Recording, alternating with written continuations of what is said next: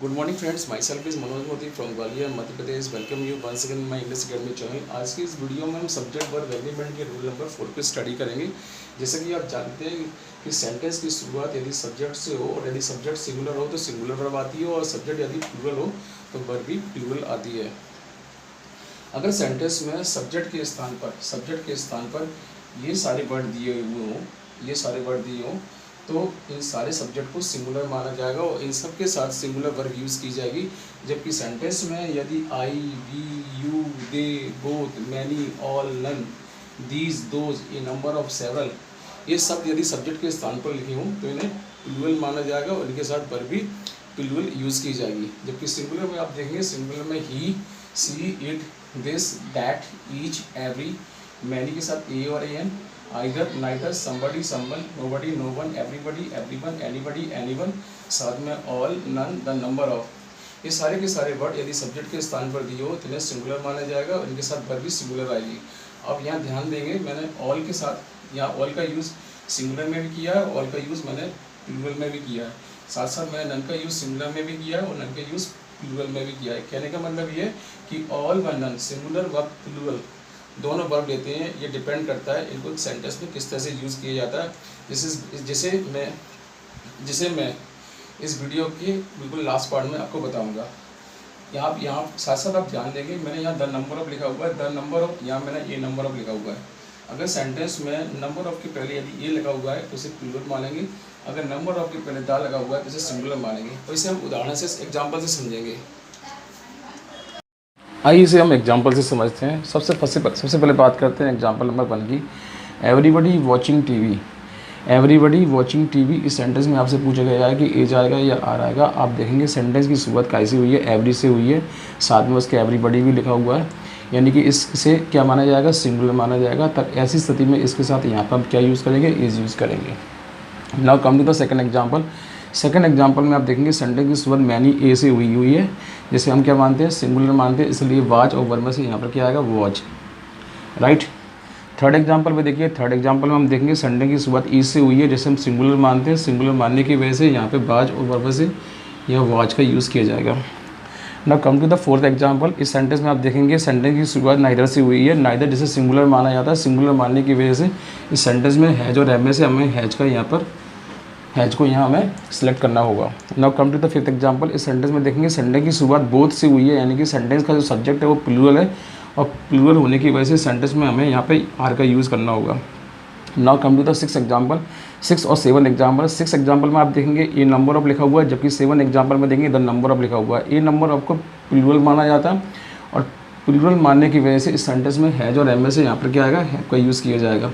Now come to the seventh example. Sentence में number of के पहले दा लगा हुआ है, इसे सिंगुलर माना जाएगा, सिंगुलर की वजह से यहाँ पर है जाएगा। Now come to the second 8 example. This data useful. इस सेंटेंस में सेंटेंस की शुरुआत दिस से हुई है, यानी कि सिंगुलर माना जाएगा, सिंगुलर की वजह से यहाँ पर क्या आएगा, इज आएगा। Now come to the 9th example. इस सेंटेंस की शुरुआत दीज से हुई है, दीज यानी कि प्लूरल, और प्लूरल होने की वजह से इस सेंटेंस में इज और आर में से हमें यहाँ पर आर का सिलेक्शन करना पड़ेगा। आई थिंक आपको ये सारे एग्जाम्पल समझ के आ गए होंगे। हम एग्जाम्पल नंबर 10, 11, 12 की बात करेंगे, जिसमें हम आपको ये बताएंगे कि ऑल व नन का यूज़ सिंगुलर व प्लूरल की तरह कैसे किया जाएगा। चलिए स्टार्ट करते हैं एग्जाम्पल नंबर 10 और 11। हम बात करते हैं एग्जाम्पल नंबर 10, एग्जाम्पल नंबर 11, 12, 13 और 14 की। एग्जाम्पल नंबर 10 में हम देखेंगे सेंटेंस का जो सब्जेक्ट है वो नन है, और 11 सेंटेंस में भी आप देखेंगे सेंटेंस का जो सब्जेक्ट है वो क्या है, नन है। और आपसे ये पूछा गया है कि इस सेंटेंस में इज आएगा कि आर आएगा, राइट। 11, 10 एग्जाम्पल में भी सब्जेक्ट नन है और 11 में भी एग्जाम्पल सब्जेक्ट जो है वो नन है, और आपसे ये पूछा गया कि इज आएगा या आर आएगा। तो मैं आपको यहाँ एक बात आपको बता दूँ, जब भी सेंटेंस की शुरुआत नन से होगी तो उसे सिंगुलर माना जाएगा। लेकिन सेंटेंस में अगर ये पहले से ही डिफाइन है कि बहुत सारे लोगों की बात हो रही है और नन सेंटेंस के बाद में दिया हुआ है, मतलब पहले से एक सेंटेंस दिया हुआ है, उसके तुरंत बाद दूसरे सेंटेंस में नन को एज ए सब्जेक्ट के रूप में यूज़ किया गया है, तब ऐसी कंडीशन में नन को प्लूरल माना जाएगा। ओवरऑल कहने का मतलब यह है, अगर सेंटेंस की शुरुआत नन से हुई है तो नन को सिंगुलर माना जाएगा। लेकिन अगर दो सेंटेंस हैं जिसमें पहले सेंटेंस में पहले से डिफाइन है कि हम काफ़ी सारे लोगों की बात कर रहे हैं, और फिर दूसरे सेंटेंस में आपसे ये पूछा जा रहा है कि नन के साथ इज आएगा या आर आएगा, तब ऐसी स्थिति में हम नन को प्लूरल मानेंगे और यहाँ पर हमें आर का यूज़ करना होगा, राइट। 10th एग्जाम्पल का मतलब ये है यहाँ कोई नहीं आ रहा है, कोई नहीं आ रहा है, जबकि 11 का मतलब है कि मेरे काफ़ी सारे दोस्त हैं लेकिन उन दोस्तों में से कोई भी नहीं यहाँ पर आ रहा है। Now come to the 11 example number 12 और 13 और 14। 12 और 13 और 14 एग्जाम्पल में देखेंगे आपका सब्जेक्ट जो है ऑल है। आपको ये याद रखना है कि ऑल के साथ सिंगुलर और प्लूरल दोनों पर यूज़ की जाती है। अगर ऑल का यूज़ काउंटेबल के लिए होता है तो इसको प्लूरल माना जाता है, और यदि ऑल का यूज़ अनकाउंटेबल के लिए होता है इसे सिंगुलर माना जाता है। तो इस सेंटेंस में ऑल के बाद बॉयज़ लिखा हुआ है, यानी कि काउंटेबल है, इसलिए इसे यहाँ क्या माना जाएगा, प्लूरल माना जाएगा। देखिए एग्जाम्पल नंबर 13 और 14 में आप देखेंगे ऑल का यूज़ काय के लिए हुआ है, गोल्ड के लिए हुआ है। गोल्ड अनकाउंटेबल है, अनकाउंटेबल होने की वजह से ऑल को यहाँ सिंगुलर माना जाएगा, तब यहाँ हम इसका यूज़ करेंगे। इसी तरह से एग्जाम्पल नंबर 14 में हमें ऑल के साथ इज का यूज़ करना पड़ेगा। ऑल इज़ वेल, जैसे कि आपने सुना है थ्री इडियट्स मूवी में इस वर्ड को कई बार बोला गया है। अब हम बात करेंगे रूल नंबर 5 की। अब हम बात करते हैं रूल नंबर 5 की। अगर सब्जेक्ट के स्थान पर अनकाउंटेबल नाउन दिया हो, अनकाउंटेबल नाउन मतलब वो नाउन जैसे आप फिंगर पे काउंट नहीं कर सकते हैं, अर्थात जिन्हें गिना नहीं जा सकता, बल्कि जैसे तोला व मापा जाता है, तो ऐसे नाउन को अनकाउंटेबल नाउन कहते हैं। जैसे सेंटेंस में फर्स्ट आप देखेंगे सेंटेंस में शुरुआत कैसे हुई है, गोल्ड से हुई है, तो गोल्ड क्या है, अनकाउंटेबल नाउन है। तो जब भी किसी सेंटेंस में सब्जेक्ट के स्थान पर यदि अनकाउंटेबल नाउन दिया होगा तो उसे आप क्या मानेंगे, सिंगुलर मानेंगे, और सिंगुलर मानने की वजह से उस सेंटेंस में सिंगुलर वर्ब का यूज़ किया जाएगा। तो इस सेंटेंस में आपसे पूछा गया है कि इस सेंटेंस में इज आएगा या आर आएगा। गोल्ड ए कॉस्टली मेटल, तो गोल्ड अनकाउंटेबल नाउन है, इसलिए इस सेंटेंस में हमने यहाँ पे इज लगा दिया, और इस सेंटेंस का हिंदी मीनिंग ये हो गया, सोना जो होती है वो एक बहुत ही कीमती धातु होती है। Now come to the example number 2, wood on the water. Wood का मतलब होता है लकड़ी जो कि अनकाउंटेबल है, अनकाउंटेबल होने की वजह से सिंगुलर मानेंगे। और सिंगुलर जैसे कि आप जानते हैं अगर टेंस प्रेजेंट इंडेफिनिट होता है तो सिंगुलर सब्जेक्ट के साथ वर्ब में हमें एस या ई एस का यूज़ करना होता है। हमारे पास दो ऑप्शन है, फ्लोट और फ्लोट्स। तो चूँकि हमारा सब्जेक्ट सिंगुलर है, सिंगुलर होने की वजह से हमें सेंटेंस में हमें इस वाले ऑप्शन को चूज़ करना पड़ेगा, फ्लोट, FLOATS। फ्लोट का मतलब होता है तैरना, यानी कि लकड़ी जो है पानी के ऊपर क्या करती है, तैरती है। सब्जेक्ट अनकाउंटेबल था, सिंगुलर था, इसलिए हमें वर्ब में एस लगाना पड़ा। Now come to the rule number 6। अगर सब्जेक्ट के स्थान पर देयर दिया हुआ हो, क्या दिया हो, देयर, तो आप उस सेंटेंस में सिंगुलर व प्लूरल दोनों वर्ब यूज़ कर सकते हैं। ये डिपेंड करता है कि सेंटेंस में देयर के बाद कैसा नाउन आया है। नाउन अगर वो अनकाउंटेबल है तो उसे सिंगुलर मानेंगे, और यदि नाउन काउंटेबल है तो आपको देखना होगा कि वो सिंगुलर है या प्लूरल है। अगर सिंगुलर है तो सिंगुलर वर्ब आएगी, और यदि वो प्लूरल है तो वर्ब प्लूरल आएगी। अब इस सेंटेंस में देखेंगे, पहले सेंटेंस में there a book on the table. आप इस सेंटेंस में देखेंगे नाउन जो है काउंटेबल है, साथ साथ ये सिंगुलर भी है। सिंगुलर होने की वजह से सेंटेंस में हमें इसका यूज़ करना होगा। Now come to the example number 2, there books on the table. Books countable है, चूँकि ये प्लूरल है, प्लूरल होने की वजह से इस सेंटेंस में हमें आर लगाना होगा, हमने यहाँ आर लगा दिया। Now come to the example number 3, there much water on the table.